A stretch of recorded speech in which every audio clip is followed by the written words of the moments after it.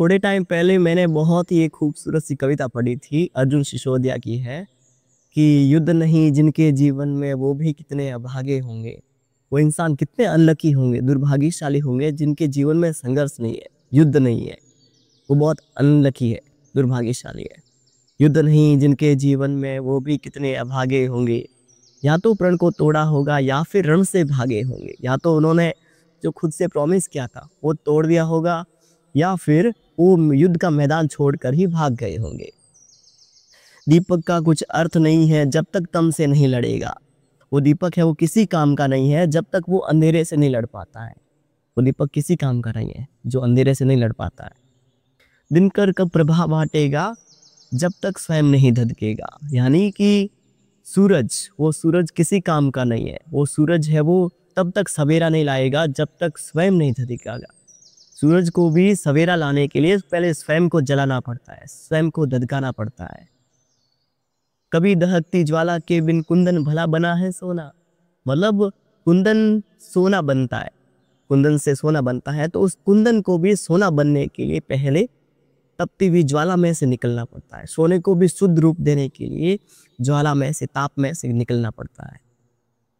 बिना घिसे मेहंदी ने बोलो कब पाया है रंग सलोना।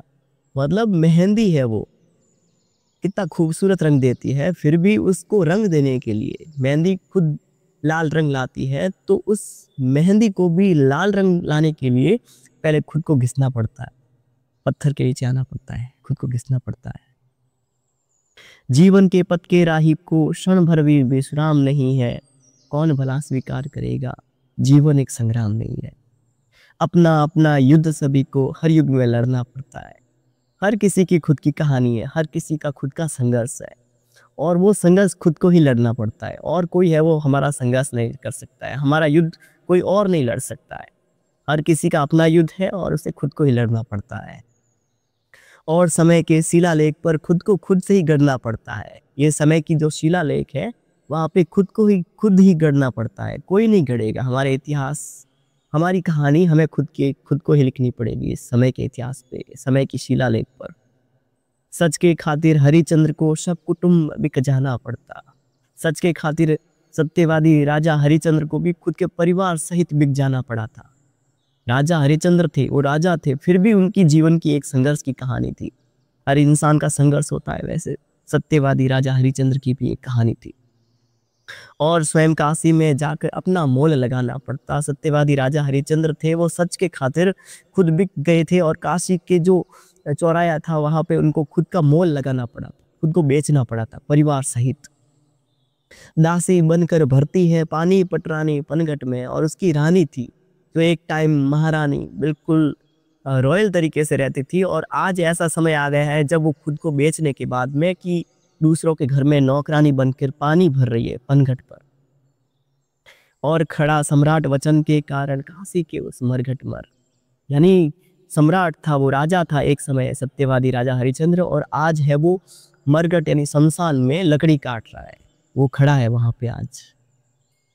उनका खुद का एक संघर्ष था, तो उन्होंने अपना संघर्ष लड़ा है। भगवान श्री राम ने अपना संघर्ष लड़ा है, भगवान कृष्ण ने, सीता ने, गौतम बुद्ध ने, हर किसी ने अपनी कहानी खुद ही गढ़ी है समय की शिलालेख पर।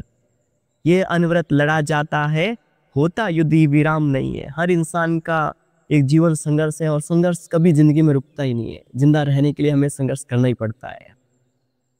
कौन भला स्वीकार करेगा, जीवन एक संग्राम नहीं है। हर रिश्ते की कुछ कीमत है जिसका मोल चुकाना पड़ता है, और हर रिश्ते की कोई ना कोई कीमत है। रिश्ता चाहे आप किसी इंसान के साथ में हो या आपके सपनों के साथ में। अगर सपनों के साथ में है तो भी हमें संघर्ष करना पड़ता है, उसकी कीमत चुकानी पड़ती है। किसी इंसान के साथ में तो भी हमें उस रिश्ते को निभाने के लिए हमें कीमत चुकानी पड़ती है। हर रिश्ते की कुछ कीमत है जिसका मोल चुकाना पड़ता, और प्राण प्रण से जीवन का हर अनुबंध निभाना पड़ता है। ये जो बंधन बना है उसको निभाना पड़ता है। सच ने मार्ग त्याग का देखा, झूठ रहा सुख का अभिलाषी। सच ने हमेशा त्याग का रास्ता देखा है, और झूठ हमेशा सुख का अभिलाषी रहा है। झूठ को हमेशा सुख चाहिए, सच को हमेशा त्याग चाहिए, संघर्ष चाहिए। दशरथ मिटे वचन के खातिर राम जिए होकर वनवासी। और वचन दिया था दशरथ ने अपनी पत्नी को, तो उन्होंने वचन के खातिर खुद मिट गए थे और भगवान श्री राम अपने पिता के वचन के कारण वो स्वयं वनवासी होकर रहे थे। उनका भी एक अलग ही संघर्ष था। पथ पावक से गुजरी सीता रही समय की ऐसी इच्छा। पथ पावक यानी अग्नि के रास्ते पर सीता को गुजरना पड़ा। माता सीता भगवान मतलब स्वयं एक देवी का रूप होते हुए, भगवान श्री राम स्वयं एक भगवान का रूप होते हुए भी उनको संघर्ष करना पड़ा था, जीवन का एक युद्ध लड़ना पड़ा था। पावक पद से गुजरी सीता रही समय की ऐसी इच्छा, देनी पड़ी नियति के कारण सीता को भी अग्नि परीक्षा। उस टाइम सीता को भी अग्नि परीक्षा देनी पड़ी थी। तो ये तो अभी कलयुग है, हर इंसान को इस अग्नि परीक्षा से, इस युद्ध से, इस संघर्ष के रास्ते से गुजरना ही पड़ेगा। वन को गई पुनः वेद ही निरपराध ही, सुनो अकारण जीती रही उम्र भर बनकर, त्याग और संघर्ष का उदाहरण। मतलब सीता अपने वचन की खातिर, अपने पति की इज्जत रखने की खातिर वो स्वयं खुद को अकेले ही वन में भेज देती है अपने पुत्रों सहित। उनके गर्भ में पुत्र थे, उनके साथ में कोई भी नहीं था, फिर भी सीता है वो जंगल में चली जाती है, क्योंकि उनकी खुद की एक संघर्ष की कहानी थी। वो खुद अपना संघर्ष, खुद अपना युद्ध लड़ना चाहती थी। इसीलिए लिए गर्भ में निज पुत्रों को वन का कष्ट स्वयं ही झेला। मतलब उनके पुत्र उनके गर्भ में थे, फिर भी उन्होंने अपना खुद का युद्ध खुद ही लड़ा था।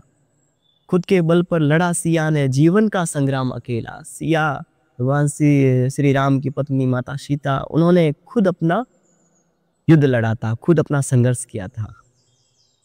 लिए गर्भ में निज पुत्रों को वन का कष्ट स्वयं ही झेला। युद्ध के बल पर लड़ा सिंह ने, खुद के बल पर लड़ा सिंह ने जीवन का संग्राम अकेला। धनुष तोड़कर लाए थे जो अब वो संग में राम नहीं है। भगवान श्री राम कितने बलशाली थे, जिन्होंने धनुष तोड़ दिया था जो किसी ने नहीं तोड़ पाए, किसी ने उठा तक नहीं पाया था कोई भी इंसान, और वो धनुष भगवान श्री राम ने तोड़ दिया था उठाकर।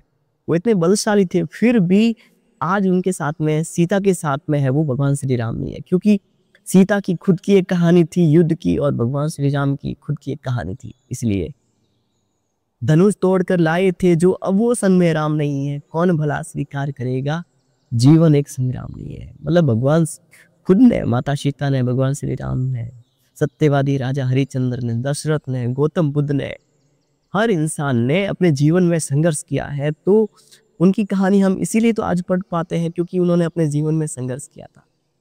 अगर हम अपना युद्ध अपने पूरे मन से लड़ते हैं, पूरे दिल से लड़ते हैं, तो हमारी भी कहानी है वो कई युगों तक याद रखी जाएगी। आई होप ये जो अल्फाज अर्जुन सिसोदिया ने लिखे थे मुझे काफ़ी इंस्पायर किए थे, मुझे काफ़ी अच्छे लगे थे और आशा करता हूँ कि आपको भी अच्छे लगे होंगे। धन्यवाद।